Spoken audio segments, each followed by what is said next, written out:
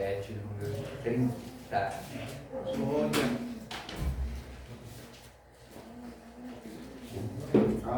Amém? Longânimo é grande em entendimento, mas o de ânimo precipitado exalta a loucura. No 29, 30. O coração com saúde é a vida da carne, mas a inveja é a podridão dos ossos. Mais uma vez, o verso 30, juntos. O coração com saúde é a vida da carne, mas a inveja é a podridão dos ossos. Vamos orar? Senhor nosso Deus e bondoso Pai, é sobre o nome santo e precioso de Jesus que nós, Pai amado, nos encontramos diante da Tua palavra nesta noite. Nós te rogamos, Pai amado, que o Senhor fale conosco, que o Senhor ministre nas nossas vidas e em nossos corações. A oração que eu te faço em nome de Jesus. Amém. Pode se assentar, meus amados. Mente saudável, corpo saudável. Ânimo sereno, ele gera vida para o corpo. Porém, a inveja é a podridão dos ossos.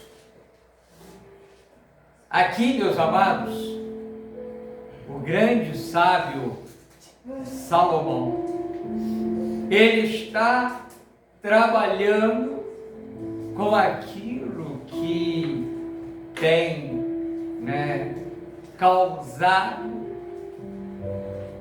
dores e aflições em nossas vidas. Porque quando ele fala de carne, e algumas versões fala de coração sereno, e na sequência, no mesmo versículo, fala de algo que é quase que, eu vou até corrigir, não é quase não, é natural no homem, quando ele não está cheio de Deus. Não estou falando só do homem que não tem Deus, mas o homem que não se enche de Deus. Ele acaba por invejar, ele acaba por olhar e desejar aquilo que não é seu. E o sábio Salomão vai dizer que isso provoca podridão dos ossos. Pastor, o osso apodrece? Queridos, aqui é uma linguagem de confronto. Aqui é uma linguagem que nos leva a pensar naquilo que nós somos e naquilo que Deus projetou para as nossas vidas. Se nós passearmos ao projeto inicial de Deus, nós vamos dar uma ida lá no Jardim do Éden. E o Jardim do Éden é aquilo que melhor Deus poderia fazer, porque Ele fez para que a sua criação estivesse naquele lugar com domínio de todas as coisas.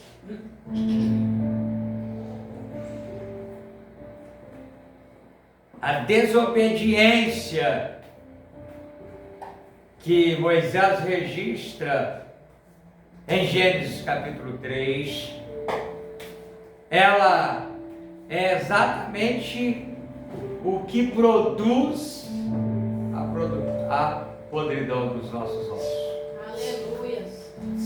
É aquilo que nos tira o que é melhor para nos dar aquilo que não é o projeto de Deus e nem a alegria do coração de Deus. Hoje, eu, enquanto meditava, não só hoje, mas eu tenho meditado, né, nesse texto já há alguns dias, mas no dia de hoje, eu me deparei com um texto correlacionando com este texto, que está em Filipenses, ou carta do apóstolo Paulo aos Filipenses, no seu capítulo de número 4. E o verso de número 4, Filipenses 4, e também o versículo de número 4, vai nos convidar, o apóstolo Paulo vai convidar a igreja de Filipos, que faça o seguinte: regozijai-vos sempre no Senhor. Outra vez eu digo, regozijai-vos. Olha o verso 5. Seja a vossa equidade ou a vossa moderação notória a todos os homens, que perto está o Senhor.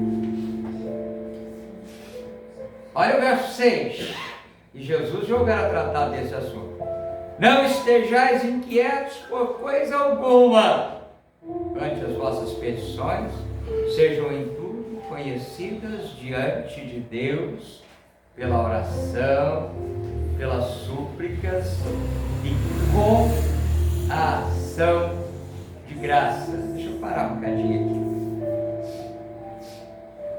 Regozijai-vos sempre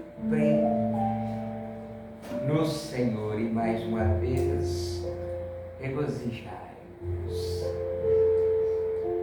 A paz de Deus, que excede todo entendimento, guardará os vossos corações.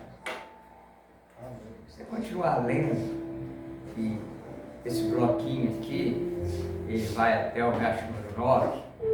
Na verdade, ele começou no verso 1 e vai até o 9. Eu já peguei no meio do caminho, no verso 4, Filipenses 4:4.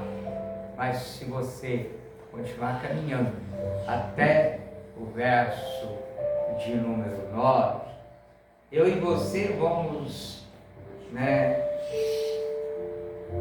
dar uma olhada e vamos pensar e quem sabe até falar assim: Pastor Paulo, mas esse cabra que escreveu esse texto, ele estava vivendo o melhor dos seus dias, porque ele está convidando para alegrar, em excesso.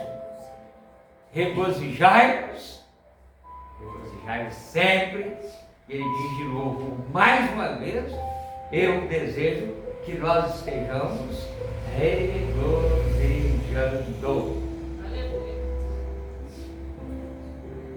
E aí, deixa eu te informar uma coisa que talvez você já saiba melhor do que eu. O cabra que escreveu aqui chama-se apóstolo Paulo. E quando ele escreve essa carta, ele está preso. Quer ver como é que ele está preso? Filipenses ainda, capítulo 1. Verso de número 12 e 13. E quero, irmãos, que saibais que as coisas que me aconteceram contribuíram para maior proveito do Evangelho. É o 13. De maneira que as minhas prisões em Cristo foram manifestas por toda a guarda pretoriana e por todos os demais lugares. E o camarada está regozijado. Quer ver mais?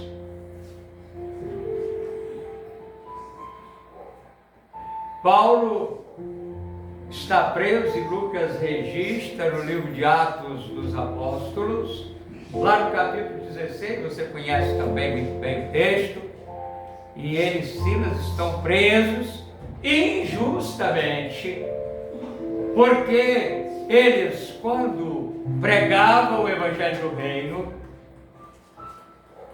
atrás dele, por diversos dias, vinha uma moça que era possessa de um espírito adivinhador, espírito com E minúsculo, espírito demoníaco, que escravizava aquela mulher, mas aquele espírito era dissimulador, ou dissimulado. Vai aqui a primeira deixa para mim e para você. Cuidado com os elogios, porque eles podem ser só uma estratégia do inimigo para que você se sinta, todo poderoso e não exerça aquilo pelo qual o Senhor nos colocou ou nos incumbiu. Esses homens são servos do Deus Altíssimo. O diabo é tão mentiroso que ele, usa uma estratégia aqui para enganar ou para se esconder.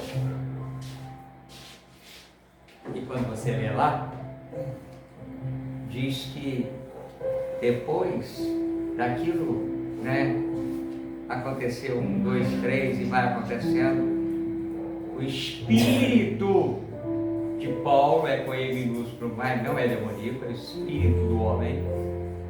Ele vai se revoltar, porque o espírito com E maiúsculo, o espírito de Deus, testifica com o espírito do homem. E Paulo, que tinha um dom que poucos buscam, e eu te aconselho a buscar, porque o próprio apóstolo Paulo, quando fala de dons espirituais, ele vai dizer que quem distribui os dons é o Espírito de Deus, mas ele nos recomenda buscar com zelo os melhores dons. E ele tinha o espírito de discernimento de espírito. Então ele sabia que quem estava falando ali era o inimigo que estava escondido naquela pobre mulher. E ele usa de autoridade do nome de Jesus. E aí você já sabe. Ele e o seu companheiro são presos. Os outros não deviam estar ali na hora, ou deviam estar um pouquinho mais afastados, porque eles eram um grupo, uma comitiva. Mas naquele momento, inclusive, quem relatou, Lucas não foi para a cadeia, só foi Paulo e Silas, ou se você preferir, algumas versões é Silvano. E eles, quando vão para a prisão, eles vão para a prisão injustamente.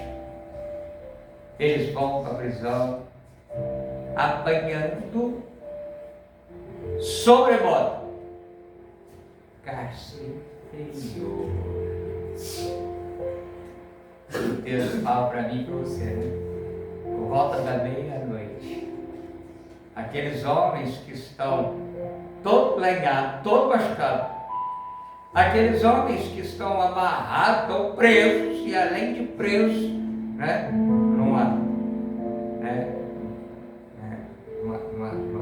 grade ali, ainda tinha um pedaço de pau, ou um pau muito bem fixado no centro daquela cela de prisão, e eles estavam amarrados à corrente naquele pau, por aquela madeira.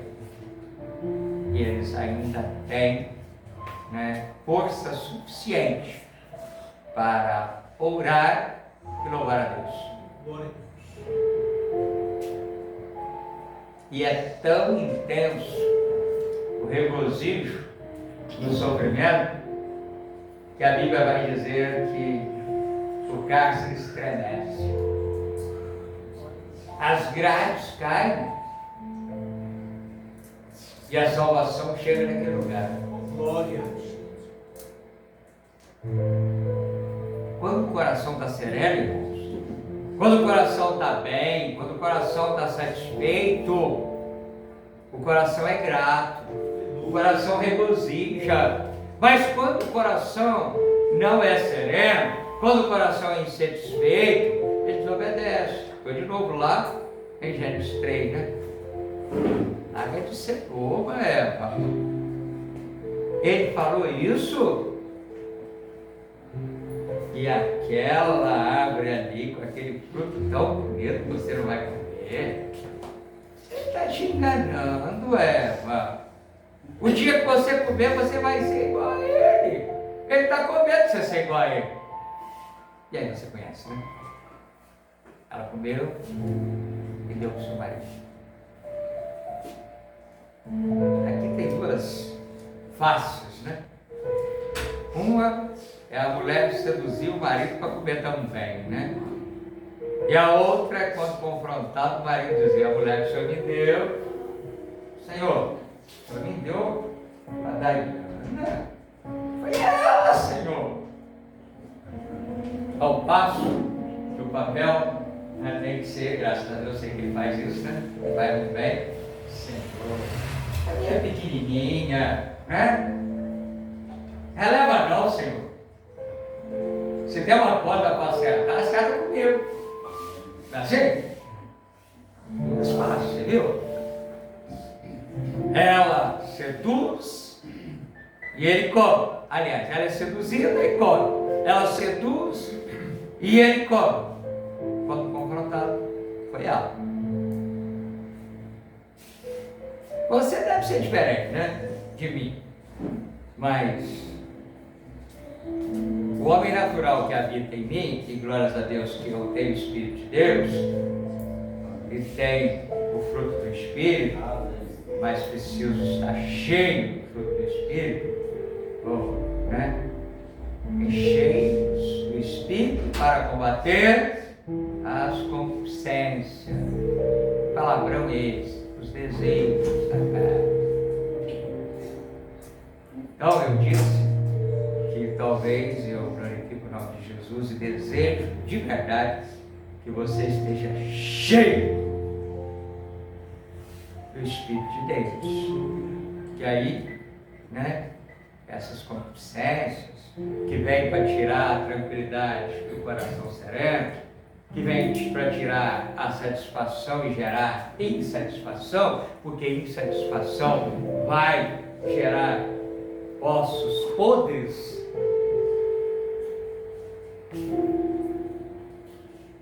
Se você está cheio, as concupiscências virão, os manjares virão, e você não vai, né, tomar posse dos manjares.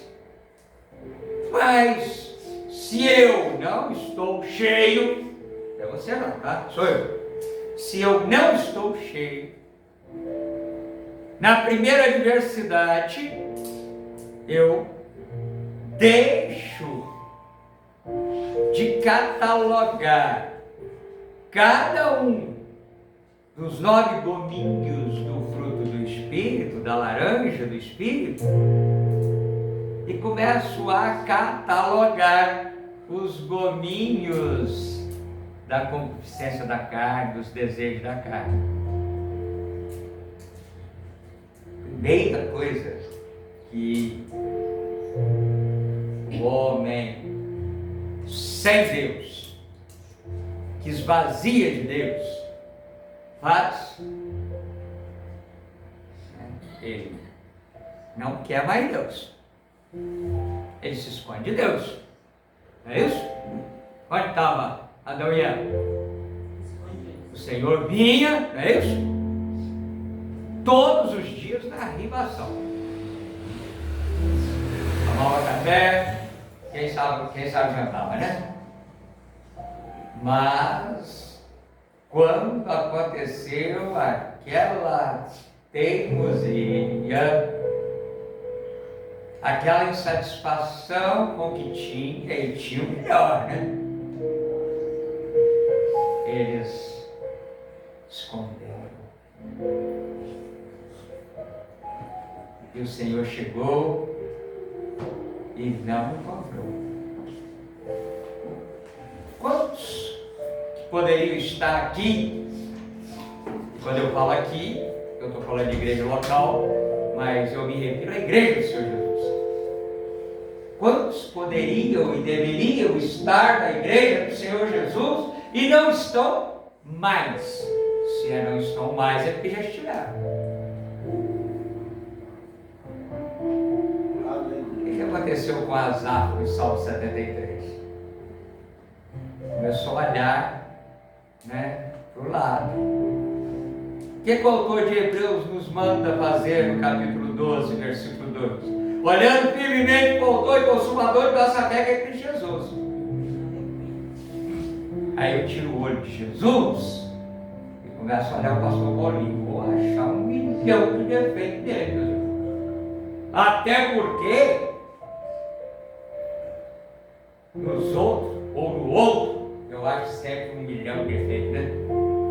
Euzinho não tem defeito, mas elezinho, eu não podia esperar outra coisa. Aquele, eu sabia que ia acontecer isso. Não é assim? Isso, Paulo vai dizer, cheio do Espírito. Aleluia.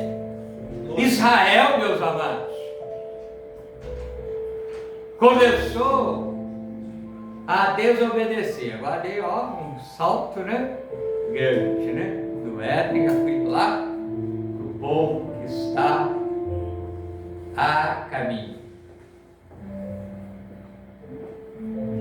Desde que começou a baixar, e já estou pegando também uma carona e já estou lá no texto que nós ainda estamos trabalhando, de Êxodo 14.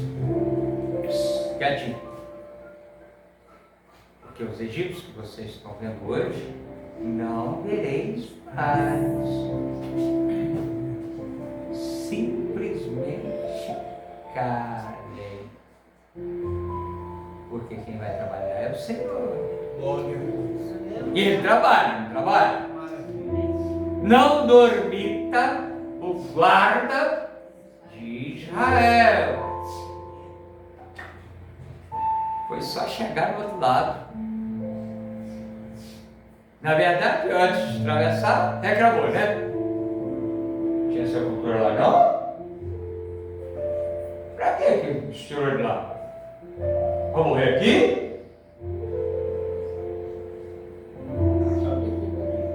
Deus usou o seu líder, fechou a boca do leão, Aí eles viveram o milagre. Viveram os sinais e prodígios. Atravessaram. Logo na frente, já começa a reclamar. Caminhou. Aí vem Ezequiel e Deus mostra para ele no capítulo 37 um vale de ossos sequíssimos. Quem eram os ossos? Israel. Quem era aquele batalhão de soldados com ossos sequíssimos?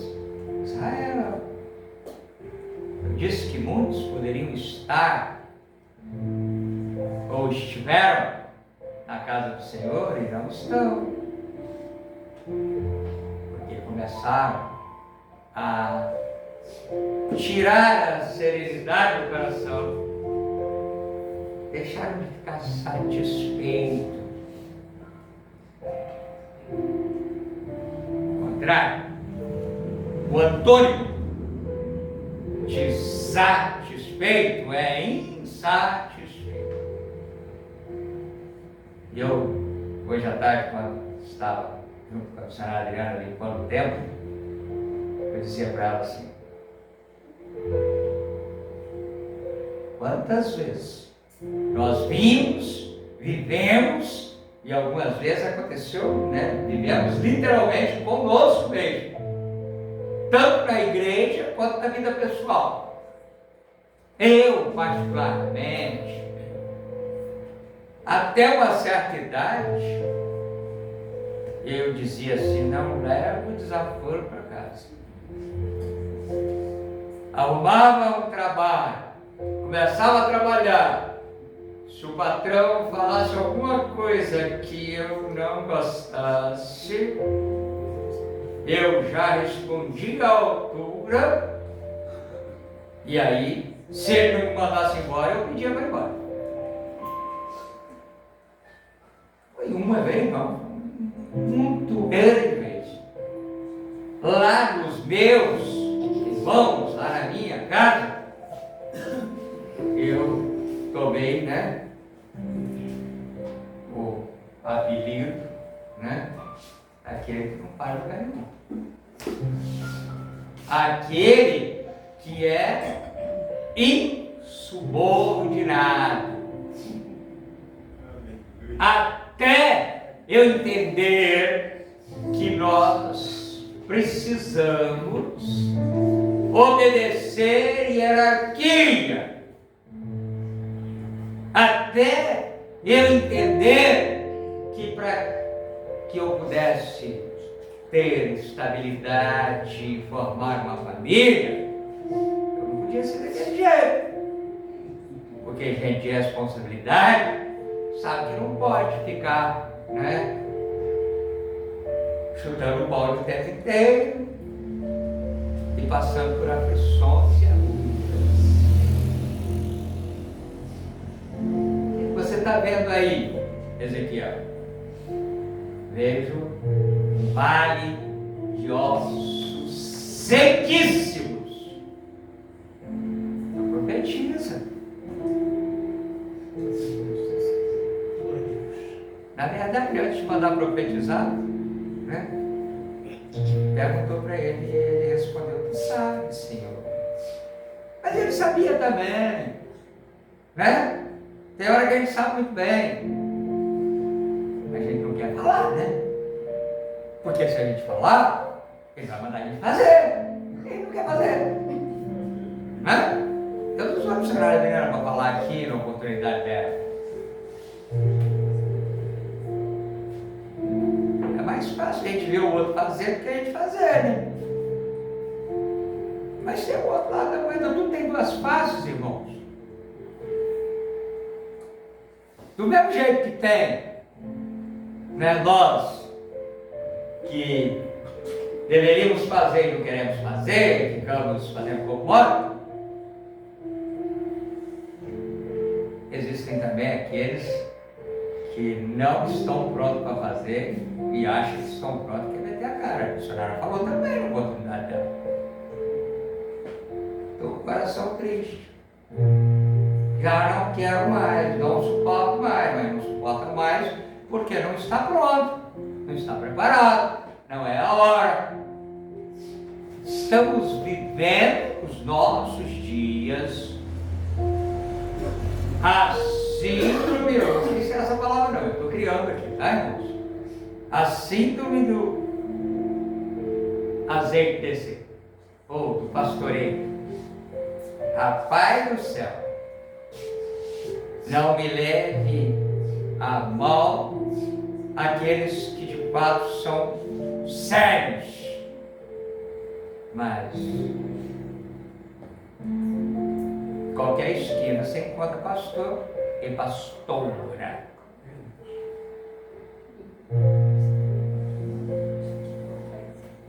Hoje, amanhã já é.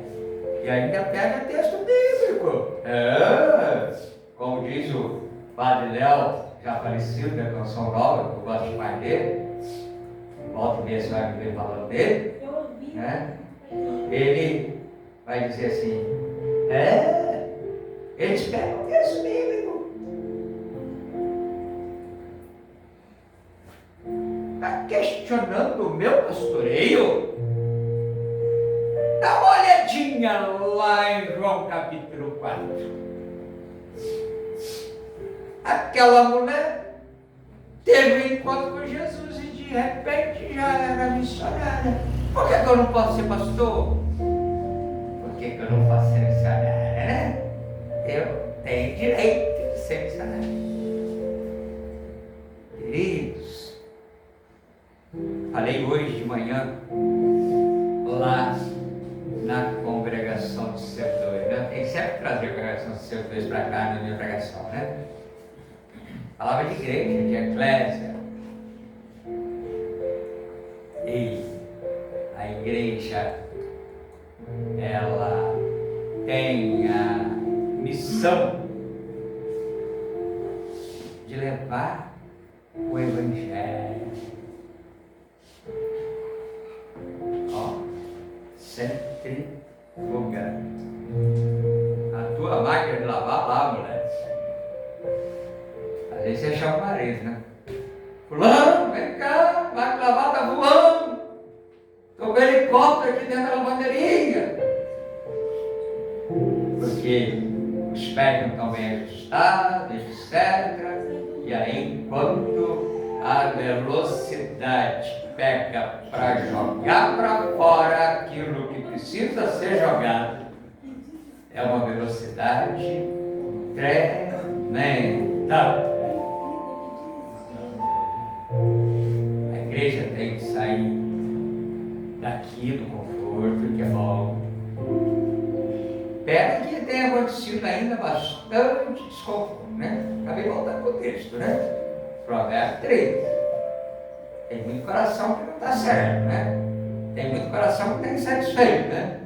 Ih, aquele pastor chato demais. Ih, aquela missionária pega a mulher. Ih, aquele prefeito fala, só fala de mim. Toda vez só fala de mim. Glória a Deus, ele está falando de você, né? Porque se Deus está usando ele para falar de você, que peça, né? Ontem, hoje, não ontem, eu estava passando aquela rua do meio ali e eu vi uma senhora, e na véspera, se não foi ontem que eu vi, foi hoje, porque eu tinha, a missionária Adriana tinha comentado alguma coisa comigo, dessa pessoa, e depois eu gostou de novo. Alguém que já, né, esteve aqui, não me lembro não, mas esteve aqui por um tempo, depois sumiu. Igreja pequenininha, congregação pequena, pastor observador, se sumiu um, né? Está aqui mesmo sendo membro, mas tem vindo, veio uma, veio duas, veio três, veio quatro, sumiu, né? Eu logo falo, perguntou, Rola, ele era isso, né? Não é que sumiu não, mas não veio hoje. Só estou dando o exemplo. E eu noto. E aí eu notei, né? Que a irmãzinha sumiu. Aí eu fui sabendo. E alguém disse para mim assim, eu encontrei com ela. Ela até é brava com o senhor. Falou, não vou ela mais não. É mesmo? É. Ela lá na igreja mais não, porque o senhor fala tudo da vida dela. Rapaz do céu, hein? Até parece, né? Quem sou eu, né? Mas Deus pelo menos está me usando, né? Amém. Na minha pequenez, né? Porque Jesus, quando conversou com a mulher samaritana, ela falou assim, mas o senhor deve ser profeta, né? Quem o senhor sabe das coisas da minha vida? E aí, né? Esse caso específico que eu vi agora, ela mudou para fora, onde ela andou, não sei, foi para aqui, foi para ali, né? Vi ela, né, num lugar, em outro, e por último eu tenho visto numa congregação, glória a Deus por isso. Quem sou para questionar se lá onde ela está bom, está ruim, pelo menos está em uma congregação. Espero em nome de Jesus que o líder fale tudo que ela está vendo. Porque aí significa que Deus está usando ele. Até porque, nesse caso específico, pode ter certeza, tá? O pastor não foi informado por ninguém sobre o que aquela dona estava vivendo, não, né? Foi de fato, né, o Espírito de Deus que corroborou com esse pequenininho aqui para ser instrumento dele. Então, para encerrar, porque ela deu hora, né? E a gente fala, né? Não fala o que a gente quer, fala o que Deus quer, né? O coração, ele precisa descansar no Senhor. E voltando aqui para o apóstolo Paulo Filipenses, que está mandando, né, viver aqui de uma forma diferenciada, está mandando se alegrar e regozijar, está mandando não ficar inquieto. Eu disse que aqui o apóstolo Paulo faz um paralelo com o próprio Senhor Jesus, até porque ele era discípulo, né, do Senhor Jesus. Ele é como nascido fora do tempo, porque teve um encontro com Jesus ressurreto, né?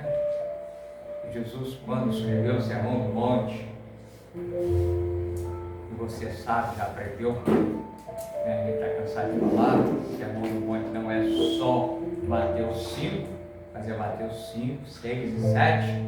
E aí, quando o Senhor Jesus, ele está lá no sermão, fazendo, né, o sermão chamado Sermão do Monte, ele vai trabalhar com uma série de situações da vida real do homem.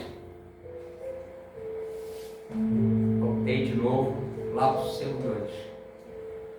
Eu disse para os irmãos assim: queridos, material para falar de igreja eu tenho bastante. Dizer de sobra não seria prepotência, mas tenho bastante. Mas é muito mais fácil falar de igreja, a vida prática da igreja, do que falar de igreja com descrições, né, daquilo que possivelmente ela vai viver ou ela deveria viver.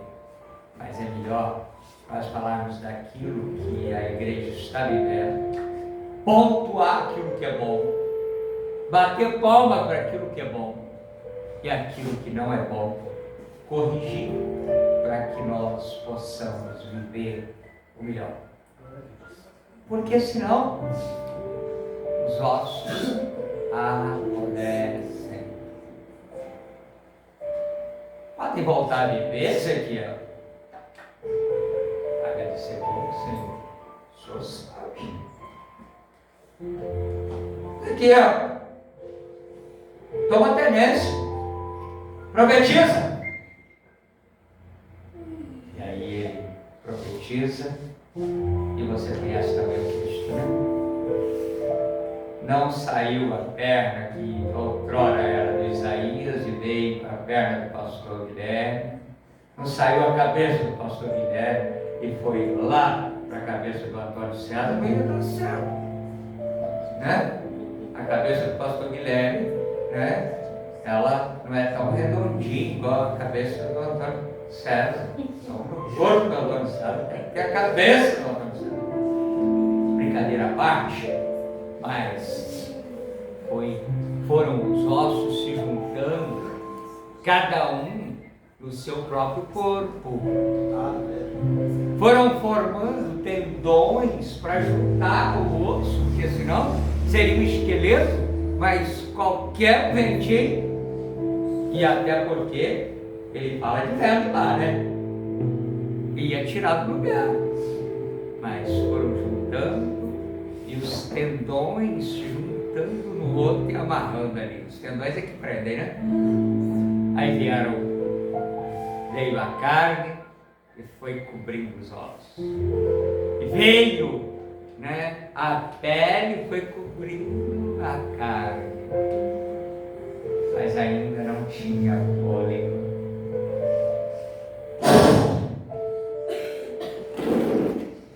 Tem que soprar.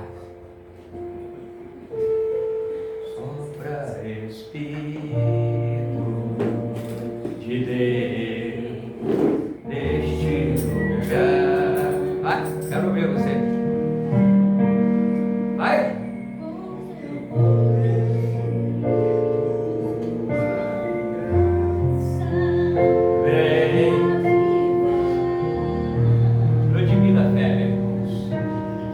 Sopra, Espírito de Deus. Vem, Espírito de Deus. Glória. Tira da tua igreja os ossos podres. Coloca na tua igreja coração sereno. Porque se o Senhor colocar coração sereno, a insatisfação vai embora, Senhor. A inquietação. Jesus falou então no Sermão do Monte: não andeis inquietos por coisa alguma.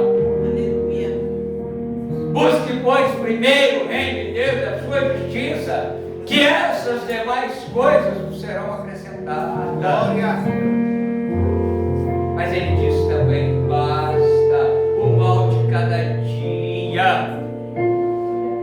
Por isso que Jesus está lá orando ao Pai, dizendo: Pai, eu não peço que tire a eclésia, a igreja do mundo, não. Eu não peço que tire nenhum deles do mundo, não. Eu peço que os guarde do mal. Oh, glória. O mal maior que assola a igreja do Senhor Jesus é a insatisfação. Coloca o coração sereno. Coloca o coração satisfeito. Aleluia. Tire esses ossos que estão sem vida, estão podres, estão sequíssimos. Junte um no outro, Pai. Aleluia. Coloque carne. Coloque pele. Sopre sobre eles. Oh, maravilha. Para que haja coração pleno e sereno. E aí, acabando mesmo. Rapaz, passei 6 minutos, hein? O apóstolo Paulo vai dizer assim: e a paz de Deus, que excede todo entendimento, guardará os vossos corações e os vossos sentimentos em Cristo Jesus. Coração guardado é coração pleno e sereno. Aleluia. É coração satisfeito. E aí não tem espaço para insatisfação, não tem espaço para inveja, não tem espaço para ossos outros. Que o Espírito de Deus possa falar melhor no meu e no teu coração. Que bom, né? Nós encerramos mais um culto.